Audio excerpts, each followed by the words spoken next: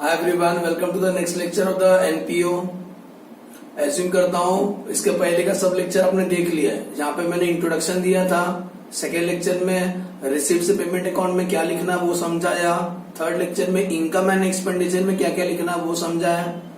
Fourth lecture balance sheet, मैंने बताया था ये जो ऑर्गेनाइजेशन होते हैं फाइनल अकाउंट में तीन चीज बनाते हैं, receipts and payment, income and expenditure और बैलेंस शीट। अभी हम ये समझते हैं कि बैलेंस शीट में क्या क्या आएगा। ओके, तो पूरा साल भर में जितना भी ट्रांजेक्शन करते हैं at the end of the financial year हम लोग बैलेंस शीट बनाते हैं। तो बैलेंस शीट नाम ही उसका, जितना भी बैलेंस बच जाता है सब एक शीट में लिखना है, इसीलिए उसको बोलते हैं बैलेंस शीट। तो बैलेंस शीट हेडिंग लिख देना, बैलेंस शीट एज ऑन 31 मार्च 2020। सोचो अपन 20 का बैलेंस शीट बना रहे हैं, 1920 का। तो पहले शुरू करते हैं एसेट साइड से। तो ये जो नॉन प्रॉफिट ऑर्गेनाइजेशन है इनके पास क्या क्या एसेट हो सकते हैं, जैसे कि कैश इन हैंड। तो ये जो नॉन प्रॉफिट ऑर्गेनाइजेशन है इनके पास क्या क्या एसेट हो सकते हैं, जैसे कि हमारे पास कैश इन हैंड है। कैश तो ऑर्गेनाइजेशन के पास कुछ तो अपने पास खुद का कैश होगा ना at the end of the year.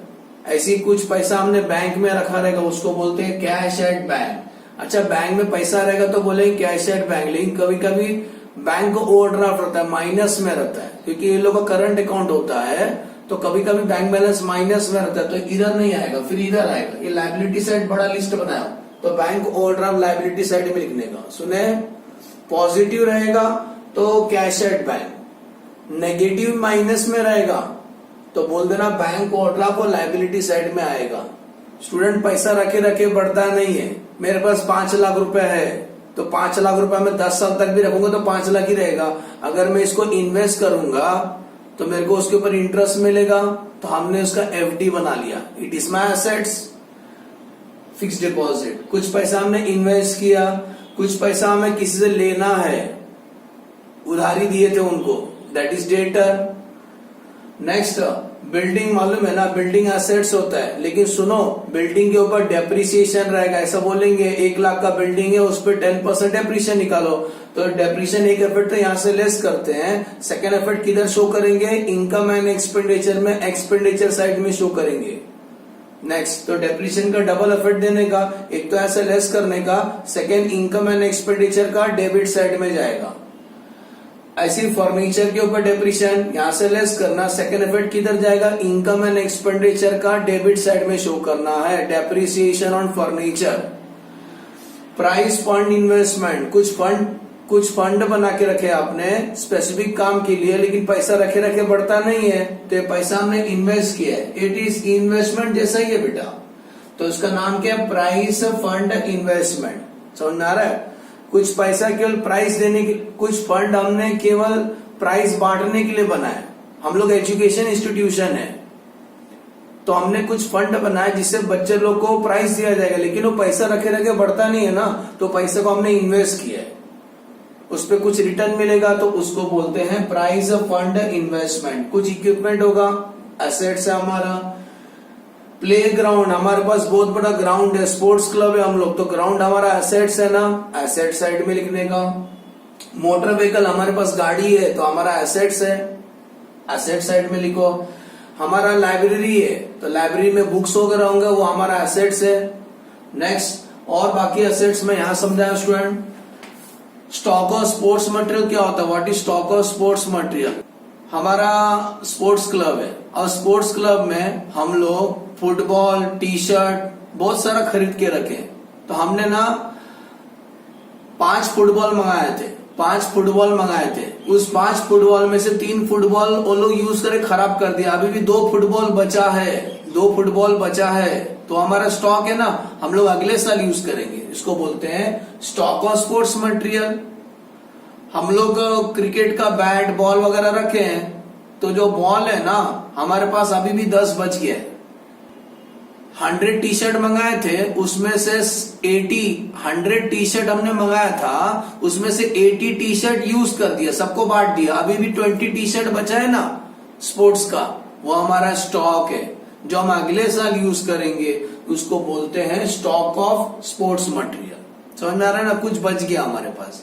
Similarly stock of stationery, हमने स्टेशनरी मंगाया था 5,000 रुपीज का स्टेशनरी मंगाया था लमसम, उस 5,000 में से 4,000 का स्टेशनरी हमने यूज कर लिया।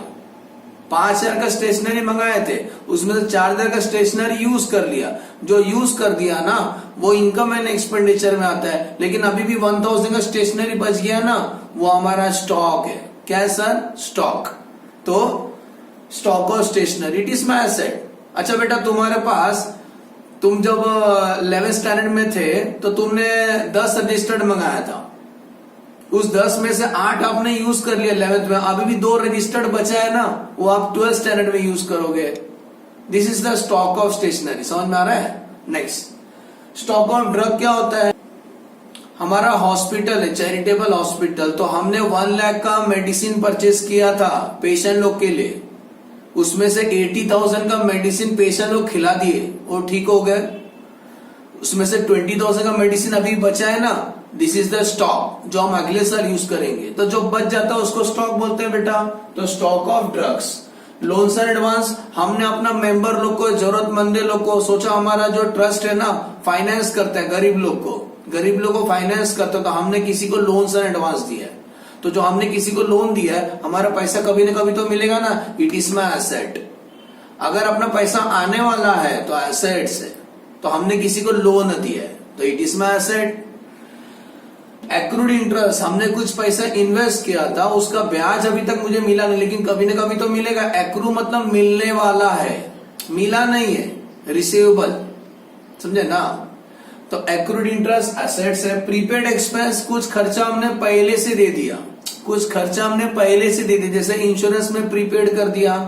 अपना जो मोबाइल होता है प्रीपेड रिचार्ज कराते हैं, तो जितने का आप रिचार्ज कराते हो अगले महीने 1 महीने तक आप बात करते हो, क्योंकि आप पैसा पहले दिए हो। वैसे कुछ खर्चा आपने पहले दे दिया तो इसका आपको बेनिफिट मिलेगा, प्रीपेड एक्सपेंस का। वापिस नहीं मिलता है, लेकिन आप उसका बेनिफिट ले सकते हो।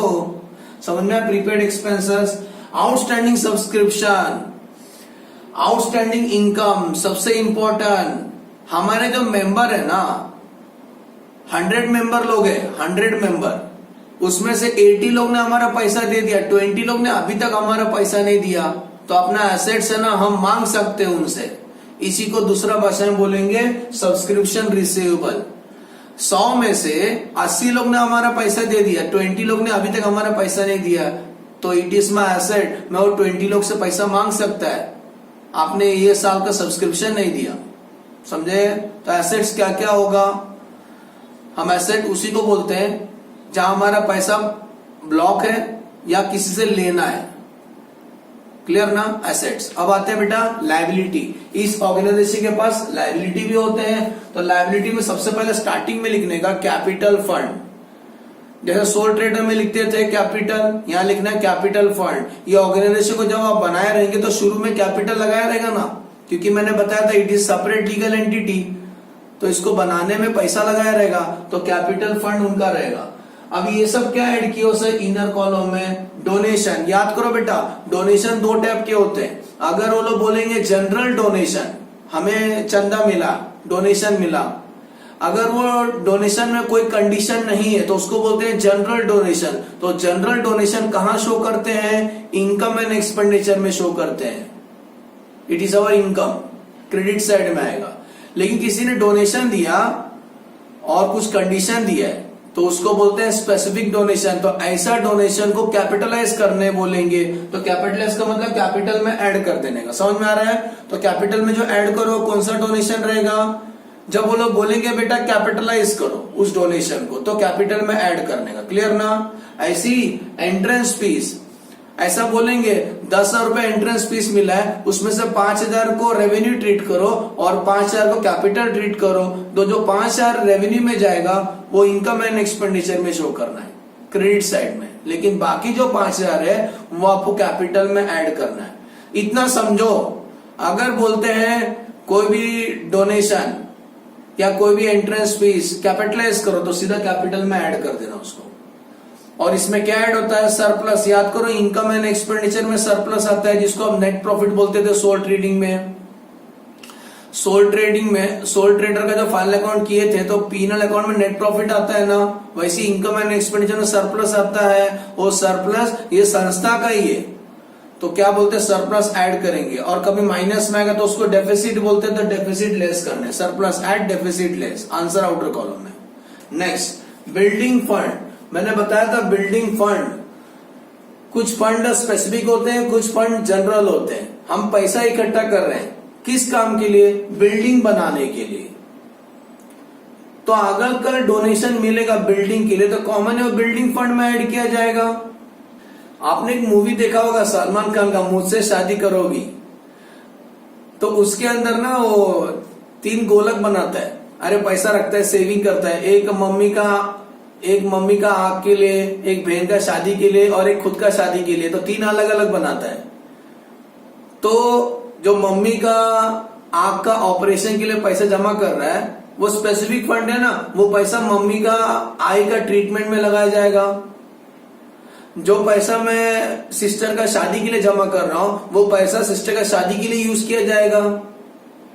समझ में आ रहा है ना, तो उसको बोलते हैं स्पेसिफिक। जिस काम के लिए रखे हो उस काम के लिए आप यूज करो उसको, किसी और काम के लिए यूज मत करो। कल मेरे को बहुत भूख लगा है तो उसको गोलक को तोड़ दूं क्या, नहीं, क्योंकि वो स्पेसिफिक काम के लिए बना है। तो वैसे बिल्डिंग फंड, बिल्डिंग बनाने के लिए अगर फंड जमा कर रहे हो तो इसमें अगर पैसा आ रहा है तो उस बिल्डिंग में ऐड किया जाएगा, इनकम एंड एक्सपेंडिचर में नहीं लिखने का। क्लियर ना, ऐसा देंगे डोनेशन फॉर बिल्डिंग तो income and expenditure credit side में नहीं लिखना, रॉन्ग हो जाएगा, क्योंकि स्पेसिफिक फंड है ना बिल्डिंग में ऐड करने का। सिमिलरली बेटा प्राइज फंड, जो हमारे स्कूल में फर्स्ट सेकंड थर्ड टॉपर आते हैं उनको हम प्राइज देते हैं, उसके लिए हमने फंड बनाया, तो ये स्पेसिफिक फंड है। तो कल अगर हमारा स्कूल पिकनिक जा रहा है वहां 2000 रुपए कम गिरा तो क्या प्राइज फंड से निकालेंगे, गलत गलत, क्योंकि प्राइज फंड का पैसा प्राइज देने के लिए यूज किया जाएगा और किसी काम के लिए यूज नहीं किया जाएगा। तो प्राइज फंड, कुछ डोनेशन मिला तो donation for prize fund, PF मतलब प्राइज फंड। अच्छा पैसा रखे रखे बेटा बढ़ता नहीं, पता चला हमने प्राइज फंड में 2 लाख रुपए जमा किया है, 2 लाख रुपया पैसा रखे रखे बढ़ता नहीं, तो ये पैसा को हम लोग इन्वेस्ट करते हैं। ये देखो यहाँ पे दिखाई देता रहेगा प्राइज फंड इन्वेस्टमेंट मिला, तो ये पैसा हम इन्वेस्ट किए, यही पैसा हम लोग इन्वेस्ट करते हैं, उसको बोलते हैं प्राइज फंड इन्वेस्टमेंट। ये इन्वेस्टमेंट के ऊपर आपको इंटरेस्ट मिलता है, क्या मिलता है सर, इंटरेस्ट मिलता है, तो उसी को बोलते हैं interest on prize fund investment. तो इसके ऊपर जो इंटरेस्ट मिलेगा ना उस फंड में ऐड करने का, क्योंकि वो स्पेसिफिक फंड है। फिर से बोलता हूं, प्राइज फंड के ऊपर जो ब्याज मिलेगा आपको वो उस फंड में ऐड करने का, क्योंकि वो स्पेसिफिक फंड है। कुछ बच्चे गलती क्या करते मालूम है, इंटरेस्ट ऑन प्राइज फंड लिख दिए income and expenditure credit side में, रॉन्ग स्टूडेंट, क्योंकि स्पेसिफिक फंड है, स्पेसिफिक फंड का पैसा उस फंड में जमा किया जाता है। अच्छा अभी बच्चे लोगों को प्राइस देने का है, 10 रुपए प्राइस देने का, तो इस फंड में से निकालेंगे, उसको बोलते हैं लेस एक्सपेंसेस। ये एक्सपेंस मतलब प्राइस गिवन, समझ में आ रहा है, तो याद रहेगा प्राइस फंड का, price fund add donation for price fund, उसमें इंटरेस्ट ऐड करना, less expenses of price fund. जो आंसर आएगा उसको आउटर कॉलम में लिखो। इंडोमेंट फंड क्या होता है, स्पेसिफिक काम के लिए बना है, तो उस काम के लिए फंड बना के रखा है, वो पैसा उस काम के लिए यूज किया जाएगा। क्लियर। हमारे कुछ क्रेडिटर है जिनसे हमने कुछ उधारी में सामान खरीदा था, अभी तक पैसा नहीं दिया उस संस्था ने अभी तक, तो it is our liability, creditor. Next bank overdraft बता दिया, बैंक बैलेंस रहेगा तो एसेट्स में आएगा, और बैंक ओवरड्राफ्ट रहेगा मतलब माइनस में हो, आप बैंक से उल्टा कर्जा लियो, शॉर्ट टर्म लोन लियो, तो बैंक ओवरड्राफ्ट लायबिलिटी साइड में शो करने का। कुछ अदर लोन लिया रहेगा, it is our liability. Outstanding expense, हमने स्टाफ लोगों को पगार नहीं दिया, लाइट बिल भरना बाकी है 2 महीने का, इट इज अवर लायबिलिटी, इसी को बोलते हैं आउटस्टैंडिंग एक्सपेंसेस। नेक्स्ट, जैसा होता है सब्सक्रिप्शन रिसीवेबल, उसका उल्टा होता है सब्सक्रिप्शन रिसीव्ड इन एडवांस। ये क्या होता है बेटा, अभी चल रहा है 31 मार्च 2020 का बना रहे, कुछ लोग है ना 2021 का, अगले साल का ये बैलेंस शीट अब बना रहे हो 31 मार्च 20 का, 31 मार्च 20 का। कुछ लोग 21 का पैसा अभी दे दिए, बोले बार बार हमको फोन मत करो सर, तो बताओ किसी ने अगर पैसा 1 साल का अभी दे दिया, इट इज अवर लायबिलिटी ना, कि उनसे पैसा नहीं मांगने का। क्लियर ना, इसी को बोलते हैं सब्सक्रिप्शन रिसीव्ड इन एडवांस या प्री रिसीव्ड इनकम, कुछ इनकम पहले से मिल गया, इट इज अवर लायबिलिटी। अच्छा मैं किसी को पढ़ा रहा हूँ, उसने पैसा मेरे को 1 साल का आप भी दे दिया, तो मेरा लायबिलिटी है उसको पढ़ाने का कि पैसा लेके भाग जाने का, पढ़ाने का, इट इज माई लायबिलिटी। एक बार तुम पैसा ले लेते हो ना तो आप कर्जे में डूब जाते हो, आपको काम करके देना है। Next life membership fees, life बोला है ना, पूरा जिंदगी भर का पैसा एक ही बार दे दिया, तो it is our liability to give service to that member.